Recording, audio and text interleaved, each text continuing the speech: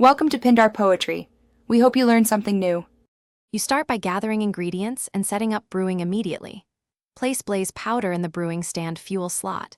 Add water bottles plus nether wart to make awkward potions. Once done, add golden carrots to convert them into night vision potions. Make sure to brew at least 1300 potion. Extend with redstone for 8 minutes if you want longer coverage. You're now ready to move to application and variants with lingering or splash forms. Next, customize how you use night vision.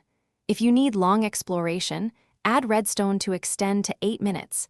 If you prefer higher amplifier effects in other potions, use glowstone but not for night vision generally. Turn potions into splash with gunpowder to throw for group effects, or mix with dragon's breath to create lingering clouds for area denial. Once done, equip and drink, or throw the potion before entering dark areas. Finish by combining potion use with safe positioning. Drink before entering caves, and use torches or campfires to manage mob spawns while night vision keeps visibility high. Make sure you are not underwater or affected by blindness or invisibility mechanics that can alter visuals. These status effects may cancel or appear to override night vision. If the effect doesn't show, disable resource packs or shaders, restart the game, and retest.